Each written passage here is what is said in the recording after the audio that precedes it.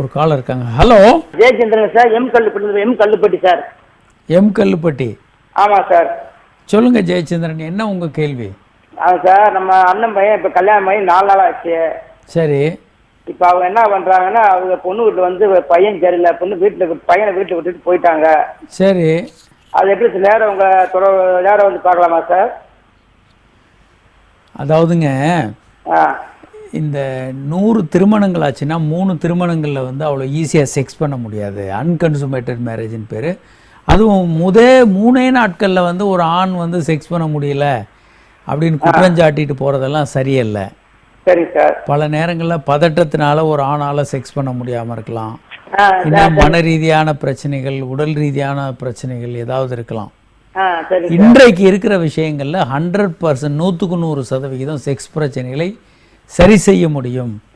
ஆனால் இவங்க வந்து சரி செய்யாமல் முதல்ல இவங்க பண்ணுறது வந்து போலீஸுக்கு போய் கம்ப்ளைண்ட் பண்ணி டைவர்ஸ் வரைக்கும் போயிடுறது, சண்டை போட்டுக்கிறது, அவங்களுக்குள்ள ஒருத்தர் குற்றஞ்சாட்டுறது, இந்த மாதிரி தான் போகிறாங்க இவர்கள் வந்து.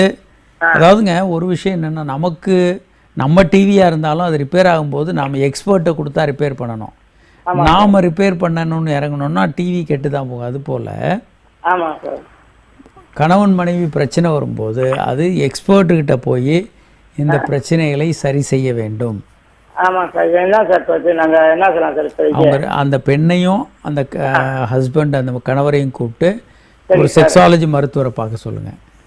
முற்றிலுமாக இதை சரி செய்ய முடியும். ஒன்றும் கவலைப்பட வேண்டாம்.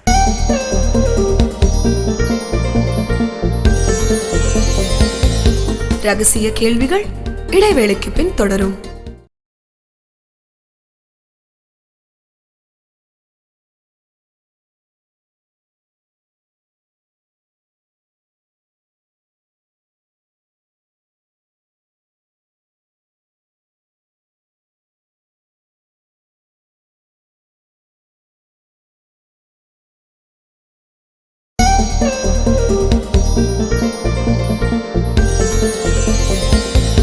ரகசிய கேள்விகள் தொடர்கிறது. ஒரு காலர் இருக்காங்க. ஹலோ டாக்டர், நான் ராஜா சென்னையில இருந்து பேசுறேன். வணக்கம், சொல்லுங்க சார். சார், எனக்கு வந்துட்டு இப்போ என் ஒய்ஃபுக்கு வந்து 2 டைம்ஸ் மிஸ்கேரேஜ் ஆயிடுச்சு. சரிங்க சார். ஃபர்ஸ்ட் டைம் வந்து 10 வீக்ஸ்ல, செகண்ட் டைம் வந்து 5 வீக்ஸ்லயே ஆயிடுச்சுங்க. சரிங்க சார். அப்போ ஃபர்ஸ்ட் டைம் வந்து ரிப்போர்ட்ஸ் எல்லாம் நார்மலா இருந்துச்சு சார். செகண்ட் டைம் எல்லாம் முடிச்சுட்டு ரிப்போர்ட் எடுக்கிறப்போ multiple follicles found on both ஓவரிஸ்ன்ற மாதிரி வந்துச்சு. சரிங்க. பட் இப்போ டாக்டர்ஸ் மறுபடியும் நாங்க ட்ரீட்மெண்ட் போனப்போ பிசிஓன்ற மாதிரிலாம் தெளிவா எதுவும் சொல்லல அவங்க. சரி. நீங்க நார்மலா குழந்தைக்கு ட்ரை பண்ணுங்க, ஒன்னும் பிரச்சனை இல்லை, யூஸ்வலா 1 or 2 டைம்ஸ் இந்த மாதிரி மிஸ்கேரேஜ் ஆகும் அப்படின்ட்டாங்க. சரி. பட் இப்போ என்னன்னா, இப்போ கடைசியா ஒரு 3 months வந்து உங்களுக்கு பீரியட்ஸ் இர்ரெகுலர் ஆயிடுச்சு. முதல்ல 30 daysல வர்றது இப்போ வந்து 45 days, 42 days அந்த மாதிரி ஆகுது. சரி. ஸோ இதுல இந்த பீரியட்ஸ் ரெகுலர் ஆகிறதுக்கு என்ன பண்ணலாம்? இல்லை இந்த பிசிஓஎஸ் இருந்தா கன்சீவ் ஆகலாமா? இல்லை அது வந்து ரொம்ப சீரியஸான ப்ராப்ளமா? இல்லைங்க, பிசிஓஎஸ் வந்து கன்சீவ் ஆகிறதுலாம் பிரச்சனை இருக்கும். கன்சீவ் ஆகிறதுல கன்சீவ் ஆகிட்டிங்கன்னா அதுக்கப்புறம் ஓரளவுக்கு மேனேஜ் பண்ணுறது பெரிய பிரச்சனையாக இருக்காது. சரிங்க சார். பிசிஓடி இருக்கலாம். நீங்கள் அதற்கு வந்து மாத்திரை கொடுப்பாங்க டாக்டர்கள். மெட்ஃபார்மின் போன்ற மாத்திரை கொடுப்பாங்க அந்த ஹார்மோன் எஃபெக்டை கவுண்டர் பண்ணுறதுக்கு. பிசிஓ வந்து ஒரு ஹார்மோன் ப்ராப்ளம் கூட. அதை கவுண்டர் பண்ணுறதுக்கு நல்ல மருந்துகள் உங்கள் மனைவி எடுத்துக்கணும். அதை பெருமளவுக்கு கவுண்டர் பண்ண முடியும். இப்போ பிசிஓ இருக்கிறதுனால இன்ஃபர்டிலிட்டி வரைக்கும் போக வாய்ப்புகள் இல்லை சார்? இல்லை, இப்போ நீங்கள் 2 முறை அபார்ஷன் ஆனாலே இதுக்கும் பேர் இன்ஃபர்டிலிட்டின்னு தான் எடுத்துக்கணும். நீங்கள் கையில் குழந்தையோடு போகிற வரைக்கும் அதுக்கு பேர் இன்ஃபர்டிலிட்டி தான். 1 வருடத்தில் நீங்கள் கருத்தரித்து அபார்ஷன் ஆகுது அப்படின்றதையும் நம்ம இன்ஃபர்டிலிட்டின்னு தான் எடுத்துக்குவோம். சரி, இப்போது என்ன விஷயங்களை கற்றுக் கொடுக்க வேண்டும் ஒரு குழந்தைக்கு? ஒன்று வந்து தவறான தொடுதல்கள் என்ன, சரியான தொடுதல்கள் என்னன்றதை பற்றி நமக்கு சொல்லித்தரணும் குழந்தைகளுக்கு. தவறான தொடுதல்கள் வரும்போது நோ அப்படின்னு சொல்கிறதுக்கு சொல்லித்தரணும். அந்த இடத்த விட்டு ஓடிடுறதுக்கும் சொல்லித்தரணும். ஒரு காலர். ஹலோ. பிரெஸ்ட் என்லார்ஜ்மென்ட் க்ரீம் இருக்கு சார், அது தேய்க்கிறதுனால மார்பகங்களை பெருசாக்க முடியுமா? ஆகாது. அந்த பிரெஸ்ட் என்லார்ஜ்மெண்ட் க்ரீம் போடும்போது அந்த க்ரீம்னால மார்பகங்கள் கொஞ்சம் தடித்து திக்காக தெரியும். டெம்பரவரியாக அந்த மாதிரி ஒரு ஃபீலிங் இருக்கும். அந்த க்ரீம் நிறுத்தினோடனே மறுபடியும் பழைய மாதிரி ஆகிடும். அப்ப மார்பகங்கள் பெருசா வரணும்னா எப்படி என்ன செய்யணும்? ஒன்று வந்து சில அறுவை சிகிச்சைகள், சில எக்ஸசைஸ் எல்லாம் நீங்கள் பண்ணி பார்க்கலாம். அவங்க அந்த கையில் இப்படி ப்ரெஸ் பண்ணி பார்க்குறது, தம் ப்ரெஸ்ன்னு சொல்லி சில ஸ்பெஷல் எக்ஸசைஸ். அதாவதுங்க மார்பகங்களில் 3 விஷயங்கள் இருக்குது. ஒன்று கொழுப்பு, இன்னொன்று பால் சுரப்பிகள், மூன்றாவதாக தசைகள். கொழுப்பு குண்டாக இருக்கிற பெண்கள் எல்லாருக்குமே மார்பகங்கள் பெருசாக தான் இருக்கும். மார்புகளில் கொழுப்பு அதிகமாக இருக்கனால, அதனால் குண்டாகலாம் அல்லது கர்ப்பமாகலாம். கர்ப்பமாகும்போது குழந்தைக்கு பால் வேணுன்றனால பால் சுரப்பிகள் பெருசாகும், அதனால் மார்பகங்கள் பெருசாகும். பல நடிகைகள், மாடல்ஸ் வந்து பல நேரங்களில் கர்ப்பமாகவே இருந்துக்கிட்டு இருப்பாங்க. ஒரு 3 மாதம் இருப்பாங்க, அப்புறம் கழிச்சிருவாங்க, மறுபடியும் 3 மாதம். மார்பகங்கள் பெருசாகிறதுக்கு அது யூஸாக இருக்கும். 3வது நீங்கள் எக்ஸசைஸ் பண்ணுறது. இந்த ஆண்கள்லாம் பார்த்தீங்கன்னா பெரிய தடி மசில்ஸோட மார்பகங்களை வச்சுருப்பாங்க. அந்த மாதிரி அடியில் இருக்க தசைகளை வலுப்படுத்துறதுனாலையும் மார்பகங்கள் பெருசாக வாய்ப்பு இருக்குது. இந்த 3ஐயும் சேர்த்தும் பெருசாக்கலாம் நீங்கள். ஒரு காலர் இருக்காங்க. ஹலோ. ஹலோ, வணக்கம் சார். நான் சவுதி அரேபியா வந்து ராஜு பேசுகிறேன் சார். ராஜு சொல்லுங்க சார். எனக்கு கல்யாணம் ஆகி 10 வருஷம் ஆச்சு. சரிங்க. வயசு 33 சார். ஓகே. 2 குழந்தைங்க இருக்காங்க. சரிங்க. என் வயசுக்கு வந்து இந்த மார்புல கட்டி மாதிரி இருக்கு சார், வலி இருக்கு. இந்த மென்சஸ் ஆகக்கூடிய டயத்துல வலி இருக்கு சார். அதுக்கு என்ன சார் பண்ணலாம்? இல்லை, மற்ற நேரங்கள் அது மறைஞ்சிருதா? என்ன சார்? மற்ற நேரங்கள் அந்த கட்டி இருக்குதா, இல்லாமல் போயிருதா? மற்ற நேரங்கள்ல இல்ல, இந்த மென்சஸ் ஆகுறதுக்கு முன்னாடி ஒரு 10 நாளைக்கு முன்னாடி வலி இருக்குது. வலி இருக்குங்க.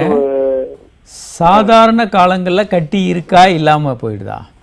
கட்டி ஆல்ரெடி எப்போதுமே இருக்கு சார். அந்த வலி வந்து இந்த மென்சஸ் ஆகிறதுக்கு முன்னாடி வருது.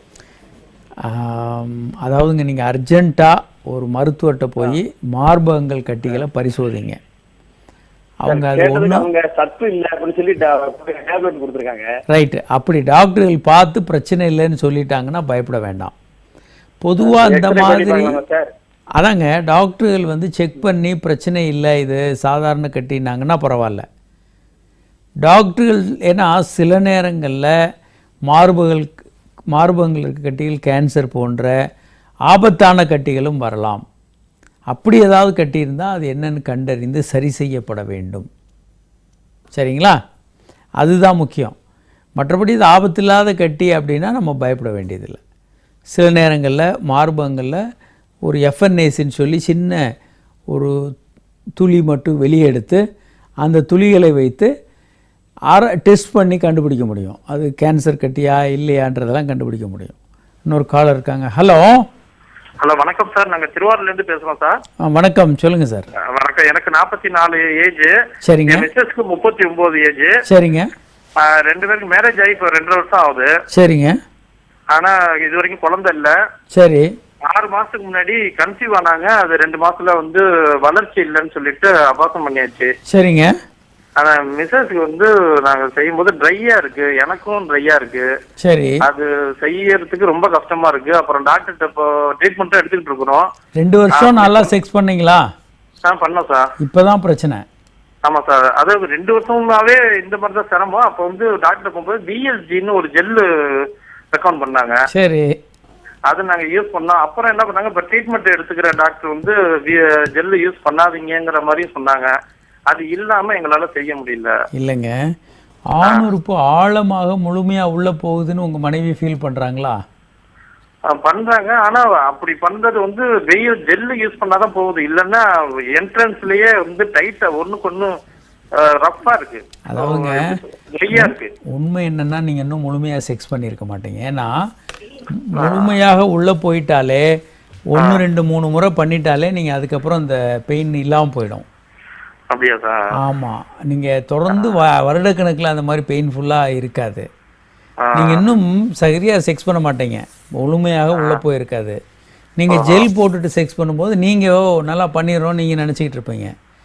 உங்க மனைவி வந்து ஒரு ஸ்கேன் ஏதாவது பண்ணியிருக்கிறாங்க, இல்லை ஒரு டாக்டர் விரல் விட்டு செக் பண்ணியிருக்காங்கன்னா அதோட கம்பேர் பண்ணி பார்க்கணும். அந்த அளவுக்கு ஆழமாக ஆணுறுப்பு உள்ளே போகுதா அப்படின்னு அவங்க திங்க் பண்ணாங்கன்னா அவங்க சொல்லிடுவாங்க. மனைவிட்ட கேளுங்க, இல்லை இன்னும் போகலைன்னு சொல்லிடுவாங்க, உடனே சொல்லிடுவாங்க. சரிங்க சார். அவங்க அப்படின்னா இன்னும் நீங்கள் செக்ஸே பண்ணலன்னு அர்த்தம். உங்களுக்கு குழந்தை இல்லைன்னா ட்ரீட்மெண்ட் எடுக்காதீங்க. நேராக ஒரு செக்ஸாலஜி மருத்துவரை பார்த்து இந்த பிரச்சனையை சரி பண்ணாலே உங்களுக்கு எத்தனை குழந்தை வேணாலும் வீட்டிலேயே பெற்றுக்கலாம். இது பண்ணு அது பண்ணு எதுவுமே வேண்டாம். உங்களுக்கு இருக்கிறது செக்ஸ் பிரச்சனைகளே தானே தவிர குழந்தையின்மை இல்லை. நீங்கள் செக்ஸ் பிரச்சனையை தான் சரி பண்ணணும். சரி, இப்போது ஒரு தகப்பன் தாய் என்ன பண்ணணும்? அவங்க முதல்ல குழந்தைக்கு இந்த மாதிரி ஏதாவது தவறாக நடந்திருக்கான்னு கண்டுபிடிக்கணும். ஏன்னா குழந்தையினுடைய நடவடிக்கையில் ஏதாவது மாற்றம் இருக்கா, யாரையாவது பார்த்து பயப்படுறாங்களா, ஸ்கூலுக்கு போகிற பயப்படுறாங்களா, நல்லா படிச்சுக்கிட்டு இருந்த குழந்தை திடீர்னு படிக்காமல் போச்சு, இந்த மாதிரி ஏதாவது மாற்றங்கள் இருந்தால் கண்டறிய வேண்டும். அதே மாதிரி குழந்தைகள்கிட்ட ஆதரவாக பேசணும். கோபமாக திட்டுறது மிரட்டுறது பண்ணக்கூடாது. பிரச்சனைகள் வந்தால் அதற்கான ப்ரொஃபஷனல் பீப்புளை, அதற்கான தகுதி வாய்ந்த மருத்துவர்கள் மற்றும் ப்ரொஃபஷனல் பீப்புள்கிட்ட ட்ரீட்மெண்ட்டுக்கு குழந்தைய கூட்டு போகணும். ப்ரொஃபஷனல்ஸ் என்ன சொல்கிறாங்களோ அதன்படி நடக்கணும். இன்னும் பல்வேறு விஷயங்கள் நம்ம தொடர்ந்து பேச போகிறோம். இந்த மாதிரி செக்ஸில் பால்வினை செக்ஸ் அப்யூஸ் பண்ணக்கூடிய குழந்தைகளுக்கு என்னென்ன பண்ணணும் என்னென்ன பண்ணக்கூடாதுன்றதை நம்ம அந்த நிகழ்ச்சியில் தொடர்ந்து பேச போகிறோம். தொடர்ந்து இந்த நிகழ்ச்சியை பாருங்கள். இன்று எங்களோட தொடர்புகளை இயலாத வாசகர்கள் உங்கள் கேள்விகள் எங்களுக்கு எஸ்எம்எஸ் மூலம் அனுப்பலாம். 9841266666 என்ற எண்ணுக்கோ 94494444 என்ற எண்ணுக்கோ உங்கள் கேள்விகள் எங்களுக்கு எஸ்எம்எஸ் மூலம் அனுப்பலாம். அல்லது hi@drkamaraj.net என்ற மின்னஞ்சல் முகவரிக்கு உங்கள் கேள்விகள் எங்களுக்கு மின்னஞ்சலில் அனுப்பலாம். மீண்டும் நாளை சந்திப்போம். வணக்கம்.